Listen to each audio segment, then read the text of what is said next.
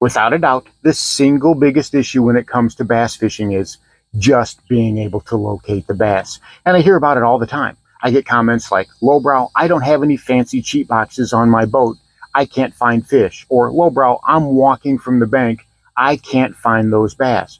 And the truth of the matter is, yes, you can. And today we're going to look at some reasons why you're not finding the fish and what you can do to fix that. And it doesn't matter if you're walking the bank or have the fanciest bass boat out there. These are going to apply to you. So stick around. We're going to talk all about it. Ooh, there we go. Ooh, that's a nice one. Come here, you. You are not getting away. Come here.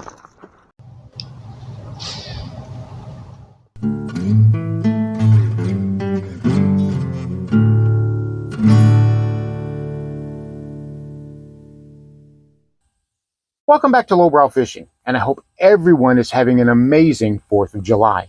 Being able to celebrate our independence is no small thing, and it's something each of us should cherish. But it also means that today is the day that our lakes and fisheries are the most crowded. And not just angling pressure, but boating traffic and people all around the lake enjoying the day. Here in Mississippi, we've got a free day of fishing. That means no fees, no licenses for saltwater fishing and freshwater fishing. And yes, you can saltwater fish in Mississippi, believe it or not. Not a lot of people know this, but Mississippi is on the ocean. We do have a coast. But that leads us to the problem of being able to find fish. And I've talked about doing your homework before and how bass move away from pressure. But today we're going to do a deep dive into some detailed things that I like to do before I head out to the lake. And it doesn't matter if you're fishing from a boat or fishing from the bank or whatnot. It doesn't matter if you've got a lot of fancy electronics or not. These are things that you can do right now with the gear that you have. It's so super simple.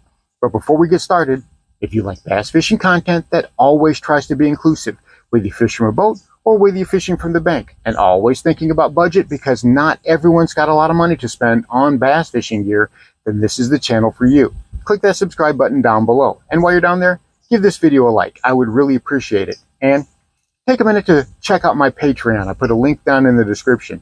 It's a place where we can interact on a more personal level. You can help me pick out video ideas, and if you want to, I can make specific tip videos just for you. So whenever we go out fishing, a lot of times we get maybe 1-2 days a week to be able to head out to the water, and we want to make the most of it. Whenever we go out fishing, we don't want to go out there and just skunk. We don't want to mindlessly cast and hope we get a fish. We actually want to have success. That's the point of going. But a lot of times we don't even think about a strategy. We head out to the water and we wait till we get there before we even decide how we're going to approach things, right?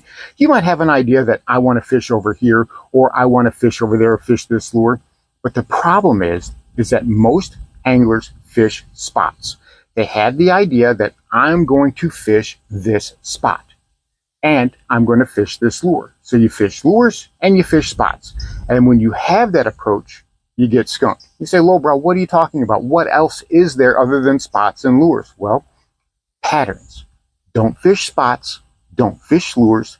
Fish patterns. And you can set yourself up for success by doing that. And I know it sounds like this crazy, complicated thing, but it's not. The first thing we have to do is realize that there is pressure on the fishery. There will be other people there. You can head there at 4 o'clock in the morning, and I guarantee you there will be people there. There will be guys on the lake before you got there already looking at your spot.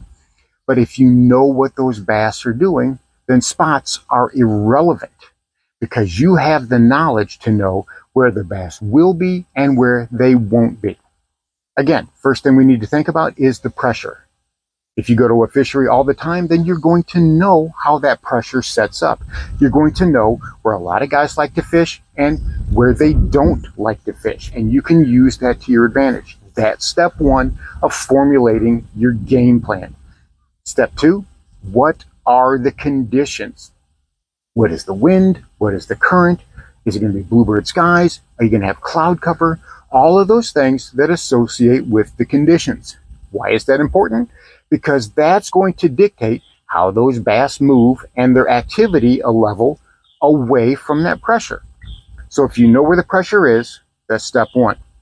And you know what the conditions are, and anybody can do this. All you got to do is watch the Weather Channel on your TV or on your smartphone. Everybody's got a smartphone, right? Everybody complains about having their face stuck in it and they can't get away from TikTok or Facebook or whatever. Use the thing to your advantage. Call up your weather app, and we're going to get into more about how you can use it to your advantage. But now you know the pressure of the fishing and you know the conditions of the day. Those are two huge things, and knowing those will put you in a great position of being able to find bass. Okay, we've got a good starting point. We know what the conditions are. We know which way the wind is going to be blowing. We know where that bass fishing or boating fishing pressure is going to be. So we've got some really good ideas. We know that the wind current's going to be going this way or that way, and the bass will be using that current as a highway and places to stage, to set up, to feed. Good wind usually means the bass are going to be feeding more. So let's fine tune that. Let's dial that in and bring it into focus a bit more. You've heard me talk about Active Captain from Garmin. And if you don't have it, it's a really, really useful tool. And I know what you're saying. Lowbrow, I don't have any Garmin electronics. You don't need any. You got your smartphone, right? You're watching this. You got a tablet. You got a computer. That's all you need. Create an account. All it takes is an email and a password.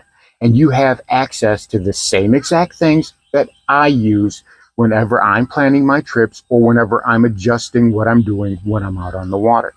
And why is this so critical? Because of these. It looks like a bunch of lines, but what it is it is a depth map. It is a depth chart.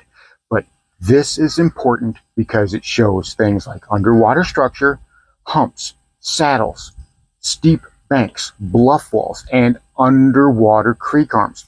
The things that the bass are going to be using to set up on. And you can see right here, this is a great little hump right off of the bank. It's within casting distance, and this is on the big lake. Now, this is something that I'm going to be using. You see all of the ridges, all of the depths and humps through there? This is off a back corner. Along the bank are woods, but they are not crowded. They're actually sparsely populated, so you can get through there pretty good. There's not a lot of brush, which for here is actually kind of odd. So if you're a bank angler, not a problem. You can get to that and make that cast to that hump without any problem at all. You can make casts to the deeper water and to the saddle off to the side and to the main lake point.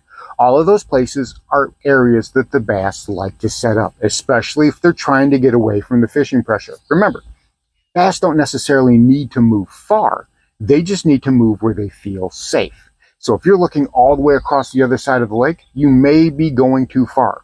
You don't need fancy electronics to be able to see what's going on underwater. Now, you've got that map right there and you can see it.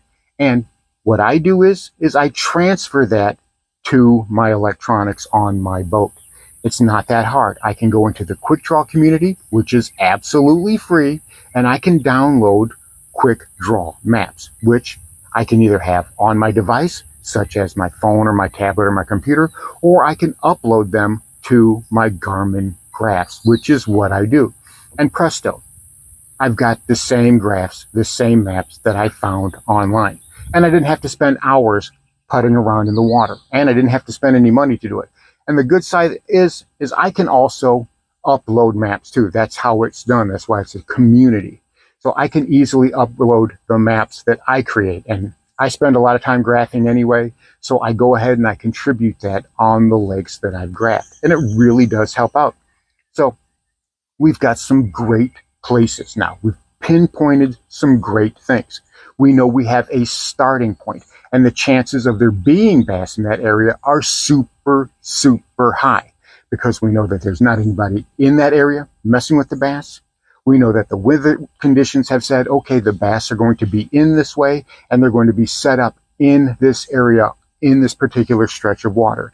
And we've also looked at Active Captain, and we've seen underwater. We've taken a look to see what's down there, and we can say, okay, in this particular area, there's a hump. Over there is a main lake point, And we know those are the types of places that bass like to set up, especially largemouth. If there's current going through there and the current is going one way or the other, go to the other side, because bass, largemouth bass, like to set up just outside of the current seam, not in the current like a spot or a smallie, but they'll set up just outside that current seam so they can dart in, get what they want, and come out. And remember, bass are constantly on the move. They are not static. They don't just sit in one area. So you have to be prepared to move. And you do all this work and you still don't get bites. You still can't find fish. But I'm telling you, you will be on the right track. You're going to be able to find bass a lot easier than you think you can. And the best thing about it is you can pull out your phone, look at that site again, check the weather, check the wind directions, keep up-to-date information in your hands to make adjustments as you're going. So a lot of guys tell me, Lowbrow, I don't have a cheat box, which is what they tell me my graphs are.